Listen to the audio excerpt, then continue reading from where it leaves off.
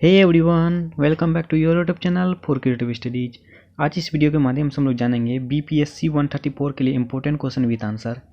ये क्वेश्चन जो है आने वाले एग्जाम के लिए इम्पोर्टेंट साबित हो सकता है।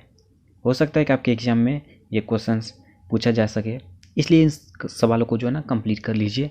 आज के इस वीडियो के माध्यम से हम जो है 2 क्वेश्चन को कंप्लीट करेंगे, मतलब 2 सवालों को उत्तर के साथ पूरा संपूर्ण रूप से कंप्लीट करेंगे, जो इम्पोर्टेंट साबित हो सकता है आपके आने वाले एग्ज़ाम के लिए। क्लियर? ये सभी क्वेश्चन जो है कई मतलब अंदाज़ा लगाया गया है कि आने वाले एग्ज़ाम में जो है आपके रह सकते हैं, इसलिए इन सभी सवालों को आपके बीच प्रस्तुत किया जा रहा है। 100% कोई भी नहीं बोल सकता है कि ये 100% यही रहेगा। क्लियर? यदि कोई बोल रहा है तो वो गलत बोल रहा है। क्लियर? ये सिर्फ अंदाज़ा लगाया जा रहा है कि ये सभी सवाल जो है आने की संभावना है। क्लियर? ऐसा बहुत सारे कमेंट में देखे गए हैं कि सर क्या ये 100% श्योर यही क्वेश्चन रहेगा? ऐसा नहीं हो सकता डियर। इसलिए हम लोग सिर्फ साझा कर सकते हैं कि ये सभी क्वेश्चन आने की संभावना है। प्रीवियस ईयर में पूछा गया है, इस बार भी पूछने की संभावना है। क्लियर? आई होप कि आप समझ गए होंगे। चलिए आज के सेशन को स्टार्ट करते हैं हम लोग। जैसा कि फर्स्ट क्वेश्चन है, संसदीय सरकार की सफलता के लिए क्या सुझाव दिए गए हैं, इसके बारे में समझाना है, इसके बारे में बताना है कि जो ये संसदीय सरकार होती है उसकी सफलता के लिए जो है कुछ नियम कानून बनाए गए थे, जो सुझाव दिए गए थे उसके बारे में जानना है।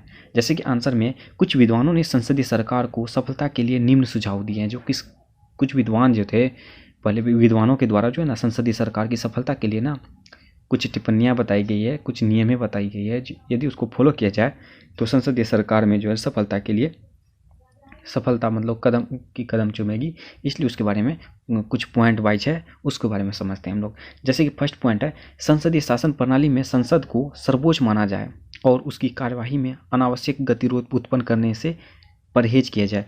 जैसे कि संसदीय शासन प्रणाली में जो है सबसे ज़्यादा जो संसद को मतलब उच्च स्तर के नज़रिए से देखना चाहिए, सर्वोच्च मानना चाहिए, और उसकी जो कार्रवाई होती है उन अनावश्यक जो है, जो आवश्यक नहीं होती है, उसकी सभी जो गतिरोध होती है उसके उत्पन्न से जो ना मतलब दूर रहना चाहिए। सिर्फ आवश्यक गतिरोध कहीं मतलब करना चाहिए, उत्पन्न करना चाहिए, ताकि संसदीय सरकार की सफलता मिल पाए।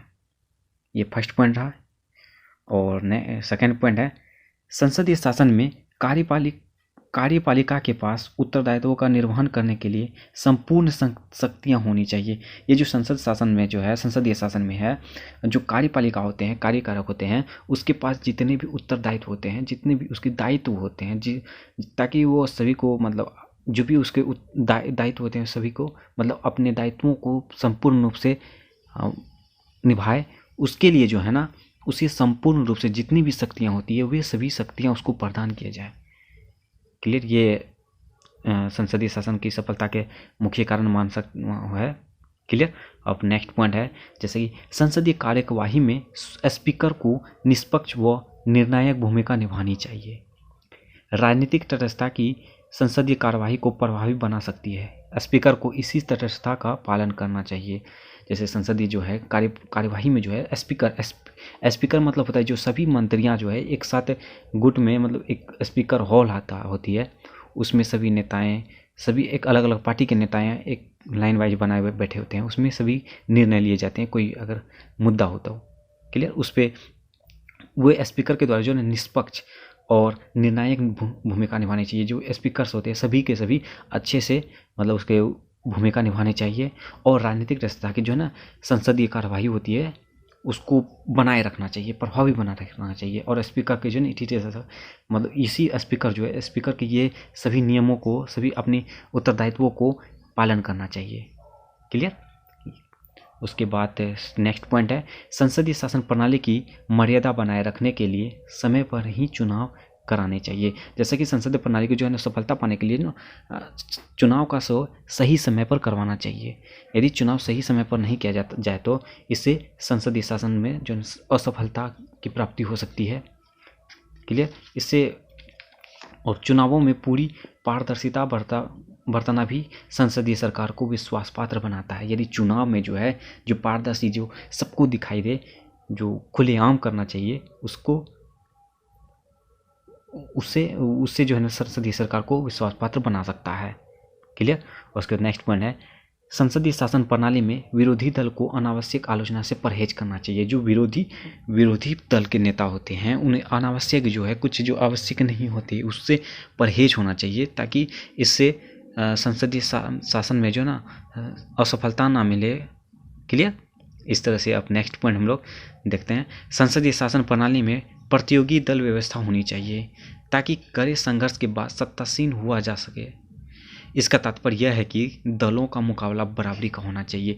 इसे जो संसदीय शासन प्रणाली में जो प्रतियोगी दल के जो है मतलब आमने सामने जो है प्रतियोगी दल के नेता जो होते हैं टक्कर के होने चाहिए। यदि दोनों में से कोई जीतता है तो उससे देश की, राष्ट्र की, राज्य की जो है ना उन्नति हो सके। ऐसा नहीं है कि एक वन साइडेड हो, कोई एक अच्छा दल के नेता हो तो कोई नरम दल के होता है, जिससे अच्छे दल के नेता मान के चले कभी हार ही जाए कुछ प्रॉब्लम के कारण से, तो नीचे दल के जो नेता जाके इस तरह से देश का, राष्ट्र का जो ना विनाश भी हो सकता है। इसलिए कहा गया है कि दोनों की टक्कर बराबरी के होने चाहिए। क्लियर।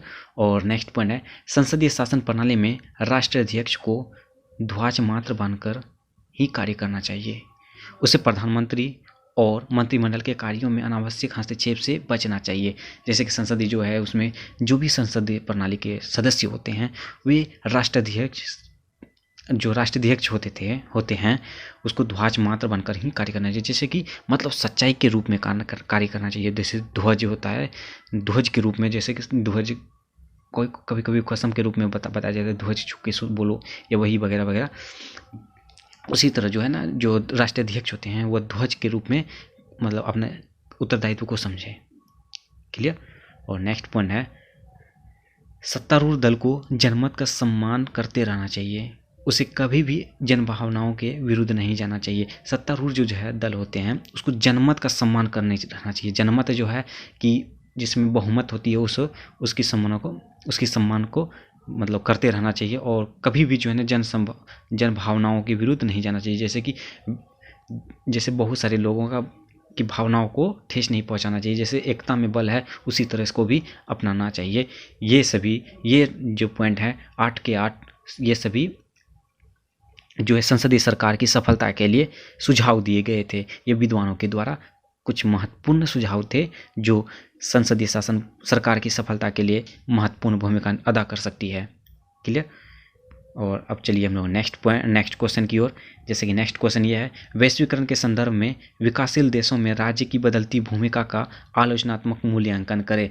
जो विश्व स्तर पे होते हैं विकासशील जो देश हैं उसके बारे में जो ना भूमिका जो बदल रही है उसकी आलोचनात्मक मतलब कि मूल्यांकन करना है। आलोचनात्मक कि मतलब पॉइंट वाइज बताना है, आलोचनात्मक पॉइंट बताना है।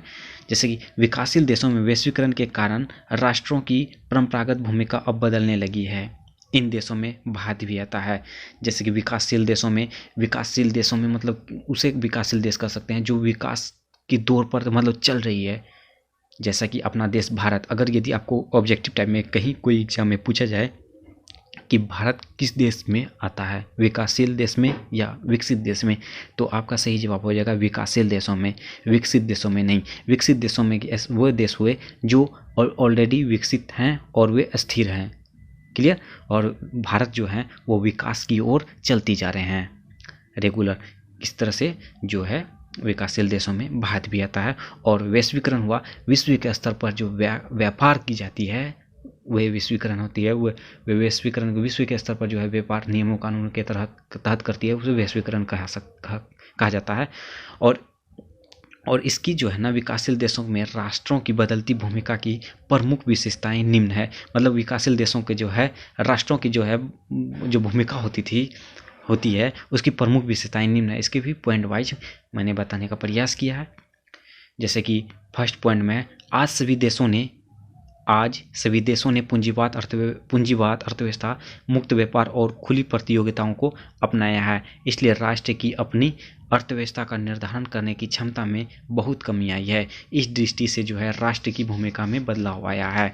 जैसे कि आज जो है सभी देश जो हैं पूंजीवाद अर्थव्यवस्था जैसे कि, और उसके बाद मुक्त व्यापार हो गया, खुली प्रतियोगिता जो है सबके सामने में खुली प्रतियोगिता को जो है अपना लिया।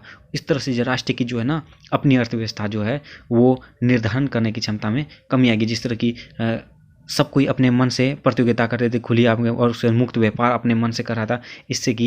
इससे जो है ना अर्थव्यवस्था का निर्धारण जो है करने की क्षमता में कमी आ जाती है। इस दृष्टि से जो है राष्ट्र की भूमिका में बदलाव आ जाता है। सही बात है, राष्ट्र की भूमिका में बदलाव आ जाएगा। जो मनमानी करेगा, यदि मुक्त व्यापार और खुली प्रतियोगिता के रूप में अपने अपने रूप से करेगा, तो इससे अर्थव्यवस्था के जो है उसमें कमी आएगी ही, और इस तरह से भूमिका में बदलाव आएगा। और इस तरह से अब नेक्स्ट पॉइंट है, वैश्वीकरण में व्यक्तियों, वस्तुओं, पूंजी और विचारों के मुक्त और तीव्र प्रभाव की धारणा मुख्यतः है। इसलिए राष्ट्रों द्वारा आयात निर्यात के कड़े नियम बनाने और उन्हें लागू करने की भूमिका में भी बदलाव आया है। जैसे कि विश्व स्तर पर जो है व्यापार में जो है व्यक्ति हुआ, वस्तु हुआ, पूंजी हुआ और विचार जो है विश्व स्तर के, उसमें मुक्त और तीव्र प्रभाव की धारणा मुख्यतः है। मतलब कि मुक्त और जो है फ्री और तीव्र, मतलब बहुत तेजी से प्रभाव धारण कर लिया था। ये जो है ना इस मुख्यतः कारण था। ठीक है, इसलिए राष्ट्रों द्वारा जो आयात और निर्यात कड़े नियम का बनाने और उन्हें लागू करने की भूमिका में भी बदलाव आया है। जो भी कुछ राष्ट्रों द्वारा जो है आयात निर्यात किया जाता था, उसमें नियम बनाया गया और उन्हें लागू करने के लिए जो है भूमिका में भी बदलाव आया। उसके बाद इसके में परमिट, पासपोर्ट, लाइसेंस आदि की धाराएं कम हुई। जैसे परमिट, किसी चीज़ के लिए जो है परमिट दिया जाएगा कि आप ये कर सकते हो या नहीं कर सकते हो, ये परमिट होगा। पासपोर्ट, लाइसेंस आदि की बाधाएं कम हुई, और इस दृष्टि से जो है राष्ट्र की भूमिका में भी कमी आई। क्लियर। उसके बाद नेक्स्ट पॉइंट है, विकासशील देशों में आज सामाजिक कल्याण, सामाजिक सुरक्षा आदि प्रक्रियाएं बाजार द्वारा निश्चित की जा रही है। सरकारों ने इस क्षेत्र में अपनी गतिविधियों को सीमित कर दिया है। विकासशील देशों में मतलब कि जो सामाजिक कल्याण है, उसके बाद सामाजिक सुरक्षा, ये जो इसकी प्राथमिकता जो है बाजार द्वारा निश्चित की जा रही थी। सरकार के द्वारा, सरकारों ने जो है ना इस क्षेत्र में अपनी गतिविधियों को जो है सीमित कर दिया। बाजारों के द्वारा ही ये निश्चित की जा रही थी इसकी प्राथमिकता, इसलिए सरकार ने इसकी जो क्षेत्र को अपनी गतिविधियों में सीमित कर दिया।